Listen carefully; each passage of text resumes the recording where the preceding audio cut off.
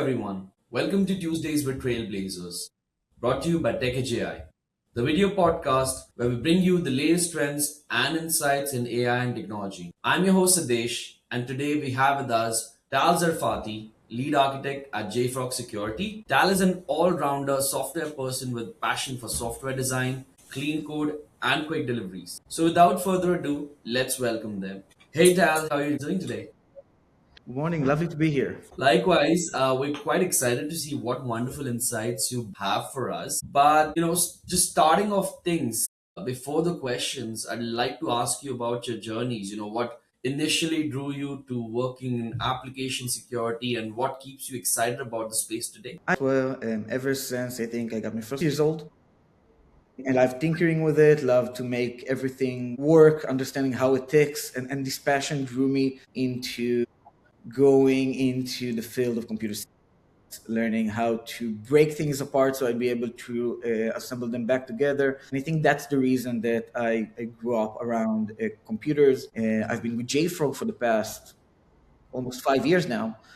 I've been doing a lot of work around software security and supply chain security, and I think um, in this world, these are one of the major challenges that we face around software development, and it's a great passion. It's always exciting, always challenging. Great to hear. That's great to know. I mean, not the same career path trajectory that you had, but it's a distinct career path. But at the same time, kudos to you because you've been sticking out there, across these years, and I'm pretty sure there's a lot to for everyone to learn from your career path. Now, Tal, jumping right in with the questions, I want to understand, React to Shell sounds like something straight out of a hacker playbook, right? So, in simple terms, what is React to Shell and why should developers be paying attention right now? So I generally agree with you. It does sound like something from the hacker playbook, from the hacker movies. React to Shell is what's currently known as a supply chain vulnerability, a supply chain attack. It's a vulnerability that's been discovered in React, which if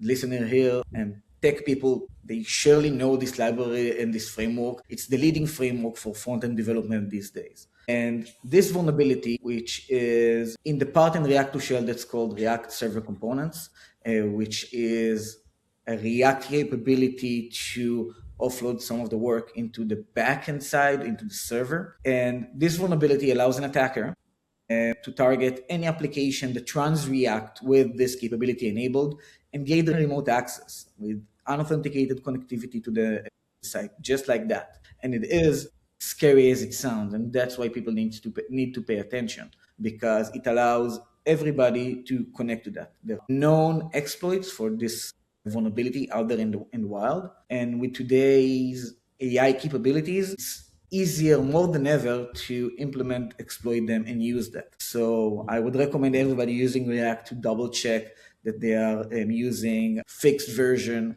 or that they are not using the component, the React server components, which is the vulnerable part of React. Quite exciting the answer that you gave. Let's continue with the second question. So Tal, now because we've spoken about React to Shell, what makes React to Shell particularly dangerous in its default configuration? And why isn't this just another misconfiguration story? So first of all, part of the problems with this type of attacks is the fact that the default configuration is the vulnerable one. That is, if I'm a user to React and I didn't do any type of hardening or disabling for this capability, and I just use this wonderful offering called React Server Components, which allows me as a developer to offload my work to the server, then if I'm using a vulnerable version of this package, I will be vulnerable. Any attacker would be able to target me and craft a malicious or dangerous payload and just send it to my server and target me. And because this is so, there's such a broad use for React as a foundation component. So because there's such a very high use for React, because it's such a common library, it's easy for attackers to just try to target that across the board. Got it. I mean, that's pretty unique in terms of what you said. And Tal, I mean, React server components promise performance and scalability, right? So, but what new attack surfaces do they introduce? And are these kind of vulnerabilities attackers can, usually weaponize quickly, or do they require deep expertise? No. Yeah. Okay. So what I'm saying is that the promise of React server components is to ease and to make the developer's life easier, such as almost any other foundational framework promise is. And it tries to do that by helping developers reduce their mental load of handling complex rendering, heavy duty work from the browser and do that on server side, leveraging React as a foundational framework.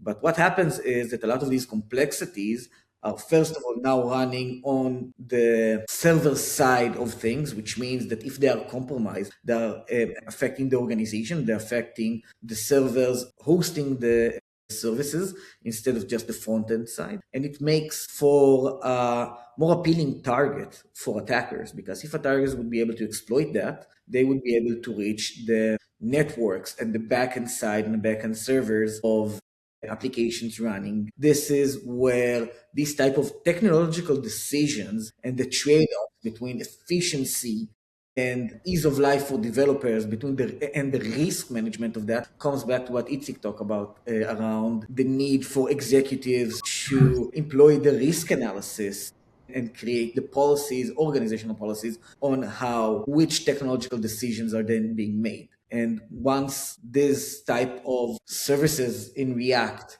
are being employed, it becomes a very, very, very appealing target for attackers. If attackers will attack that area in React, which is much more complex because in this specific case, it was implementing a complex deserialization mechanism, which was the root cause of these vulnerabilities. Generally, deserialization areas in code are more prone to attack and they attract attackers to look for vulnerabilities and security issues in that type of components. And I think that regarding your last part, is it harder for attackers or easier for attackers to use that? I don't think that there's a broad one size fits all answer to that. In some cases, attackers will need to work hard. In some other cases, easy vectors will be there regardless of who's the maintainer and owner and the author of these tools. But I think that because React is such a major component, everybody will take a look at it and everybody will try to find something problematic in it. And it from one side increases the risk, but on the other side, it increases the security of that component because it means it being validated and audited by the community and by the security community continuously at all times. Now, I would love to shift focus again to React to Shell. So, in a real world scenario, what could a successful React to Shell exploit actually allow an attacker to do? And what is React to Shell? Is React to Shell an isolated issue or part of a broader trend in how modern web architectures are being exploited? So a successful attack in the React to Shell would allow, and I think I mentioned a little bit earlier, it will allow users to, it will allow attackers to gain access to the remote server running the React to Shell. It's a classic remote code execution. A successful attack would have the attacker his own code, whether he's stealing secrets, whether he is using that server to bounce off other attacks, or whether he just did something less malicious, just like, I don't know, mining bitcoins and using CPU compute and power in order for him to have personal gain. Everything that is in the classic vector of remote code execution is possible when you are talking about React to Shell. This is why it is such a dangerous attack vector and dangerous vulnerability. That's why it was that critically scored. And regarding the use of a vector, can you repeat the question because I'm not sure that I totally understand the point in the second part of the question. So the second part of the question actually focused on, if React to Shell is an isolated issue or part of a broader trend in how modern web architectures are being exploited. So I don't think it's an isolated issue, and I'm not sure that it's a new trend at all because this type of vulnerabilities and this type of attacks has been there for a long time. I think one of the most famous articles about security and attacks is Smashing the Stack for Fun and Profit. Famous paper that was written, I think, if I remember correctly, in the late 80s, also talked about the concept of sending a mail-crafted packet and using leveraging bugs in the code in order to gain remote code execution. And this type of vulnerability had been involved over the years. Supply chain attacks have been gaining a lot of traction ever since the SolarWinds attack in 2018, if I remember correctly, then Log4Shell, then React2Shell that gained its name from Log4Shell because it posed a very similar risk. And these attacks, the more that modern web development will be leveraged to run on the server side and run in server side components, the more we will see this type of attacks. Interesting. I mean, that's definitely piqued my interest about React to Shell. Absolutely. Good to know that. And I'm pretty sure a lot of people who tune into this episode who are usual budget holders, because of the fact that the times we're living in, the times call for constrained budget, times call for, people being responsible for their budget. So I'm pretty sure they were keeping a close eye on what answers would be and what they can pick from there. So thank you so much for that. Now, to close this one out, and this is a question for you. If there's one lesson React to Shell should permanently change about how teams build and secure software, what should that look like or what should it be? So I think that the most important thing about the lesson that you can learn from React to Shell is to always be mindful of the risk, both on your backend and front end, from third-party packages and third-party dependencies that you introduce into your organization. I think that when talking about React to Shell and how organizations react to it, there are two major points. One is how do I prevent it from even happening, or how do I reduce the risk of third-party packages and third-party vulnerabilities by continuously scanning for third-party risks during development, during the CI, during the build time. And second is how do I continuously monitoring my applications even after they have been built, released and deployed, how do I can continuously monitoring for new risks coming out, affecting my environment and affecting my vulnerability. So I'll be able to provide governance, all of my development lifecycle from source to cloud.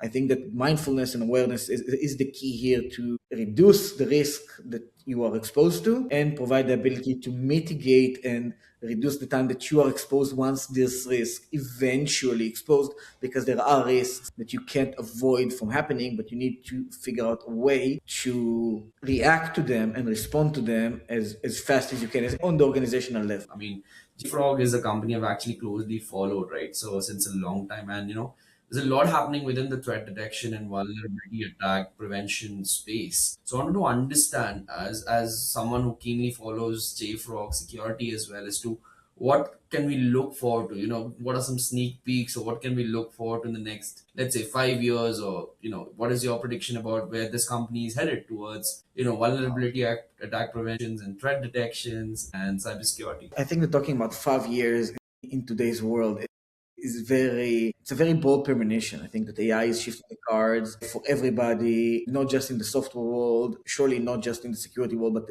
everywhere. So I think that the one thing I can say for certain is that we're going to see a surge in products and software being created in worldwide. And I think that will change the way that we view risk management as a whole, because if like the basic parts of risk management is what is the cost if this risk implements versus what is the chance for this risk to happen. But once software is being written in massive volumes, all the chances just becomes almost a certainty. And then we will need to provide much broader solutions, and we'll see more companies included providing broader solutions to handle more corner cases than we've seen before, because those corner cases will have to be handled as well, because they will surely happen one way or another. And we'll see on the other end, broader automations, more manual work will need to be automated, more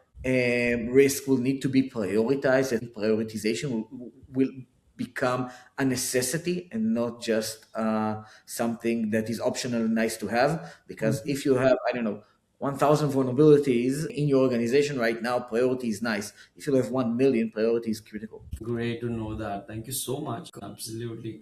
Well, those were some wonderful insights. Thank you so much, Tal. Really enjoyed hosting in our podcast Tuesdays with Trailblazers. And thank you all for joining us today. If you enjoyed this episode, please subscribe and leave us a review. Until next time, stay tuned with Tech AI for more insights. Till we meet again, signing off, your host, Siddesh.